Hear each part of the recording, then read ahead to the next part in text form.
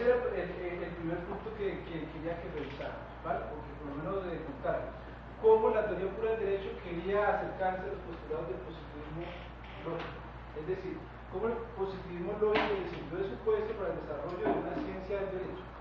Ahora, desde el punto de vista de otros de los paradigmas científicos, quiero que tengamos en cuenta la siguiente proposición. La filosofía analítica inspiró el concepto del derecho de 1961 desarrollado por Hart.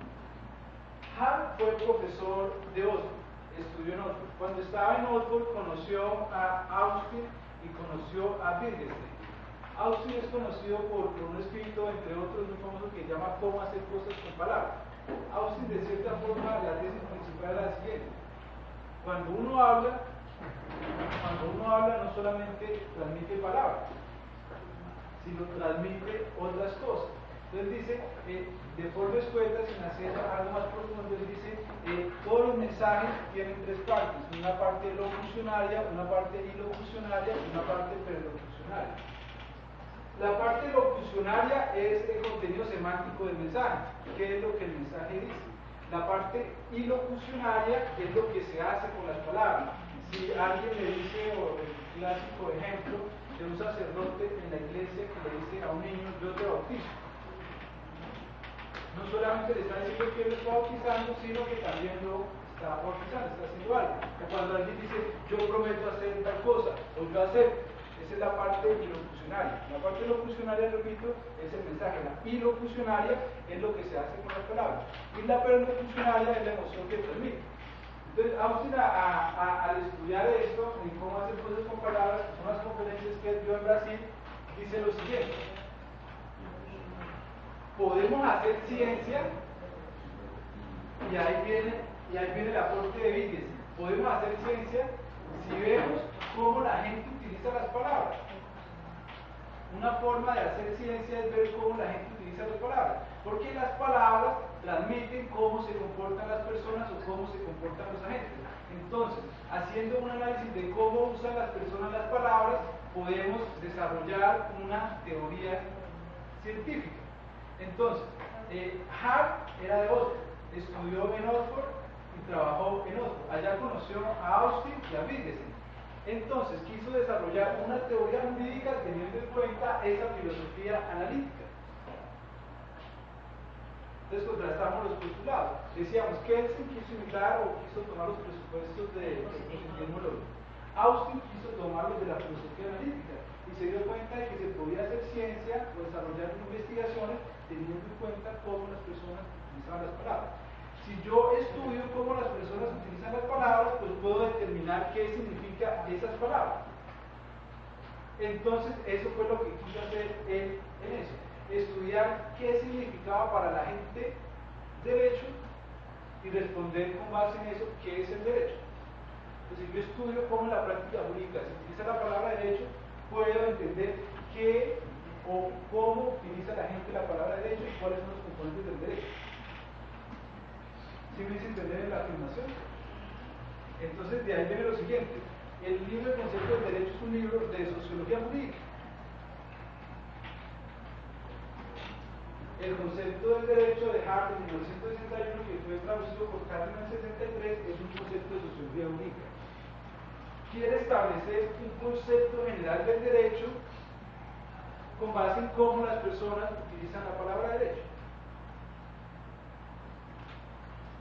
Porque en la filosofía analítica las palabras demostraban cierta connotación de actividad dependiendo de cómo las utilizaran. Entonces él va a hacer ese estudio de sociología jurídica.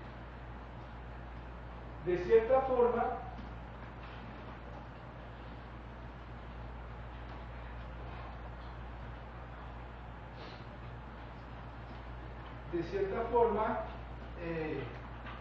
Hart va a tomar algo que él denominó teorías semánticas del derecho, pero especialmente su libro quiere contradecir un paradigma que existía, que era la concepción clásica del derecho de Austin, ¿cierto? Que era la concepción inglesa que llevaba aproximadamente un siglo reinando en Inglaterra sobre la palabra derecho, cómo se entendía en el derecho.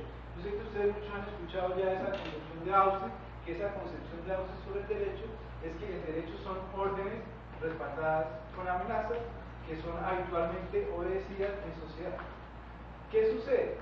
Él decía, yo creo que actualmente, al hacer un estudio de la práctica jurídica y de cómo se utiliza la palabra derecho, no puede concebirse que el derecho simplemente sea eso. Entonces, ¿qué pasa si el soberano muere? Si el soberano muere, tienen que cambiar las leyes. O sea, o preguntan, miren esta pregunta tan interesante. Dice, bueno, y si el soberano comete un delito, él no podría castigarse, o no se le podría imponer ninguna sanción, porque es que es ilógico que el soberano se castigue al mismo, porque el soberano fue el que dio las leyes. Es decir, que en otra terminología, un congreso no podría hacer unas leyes que lo fueran a perjudicar. ¿Vale? O, en el primer caso, si los del congreso terminaran en la legislatura, pues ya todas las leyes perderían vigor. Se necesitarían otras leyes porque el soberano ya cambió.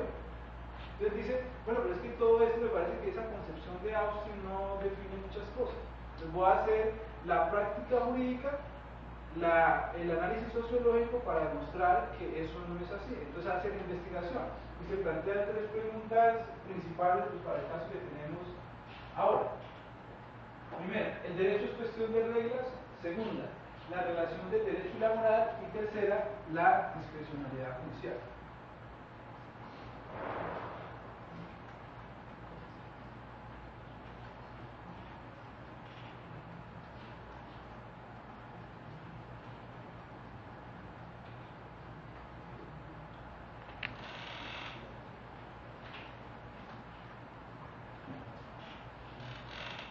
Entonces, volvíamos al desarrollo de esas preguntas.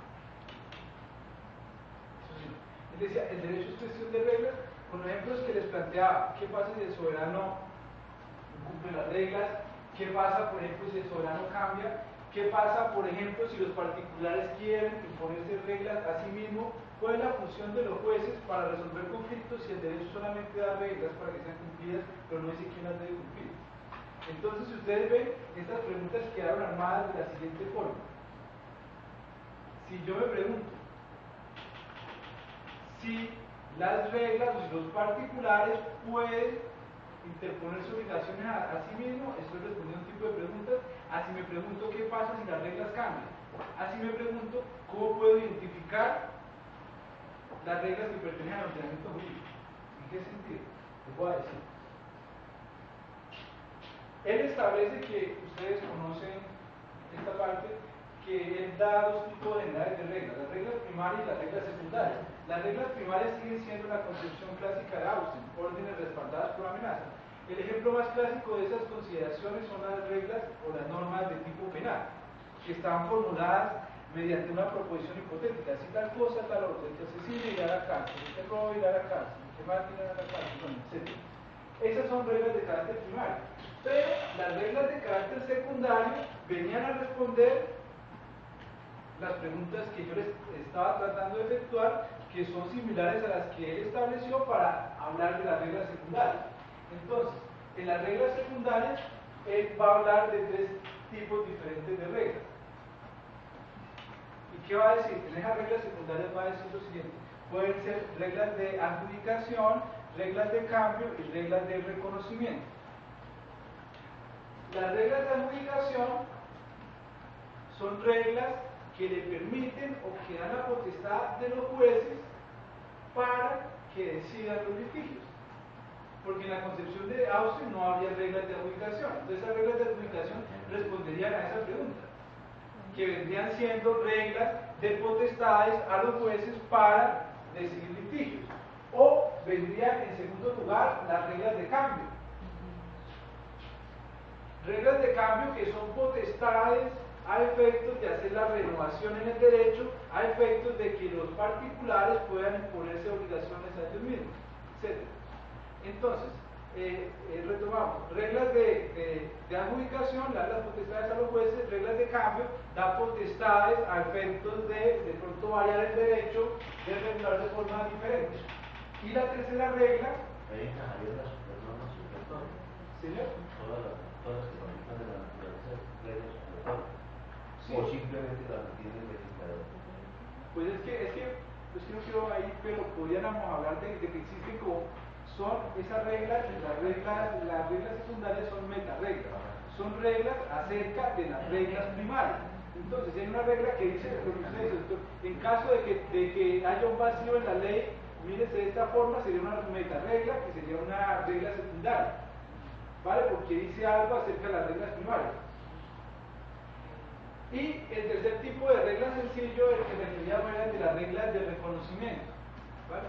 Que iba a permitir establecer qué normas pertenecen a un ordenamiento jurídico. Y miren que hay un libro que a mí me gusta mucho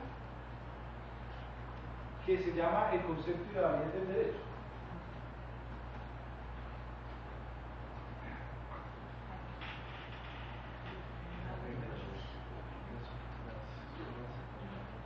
En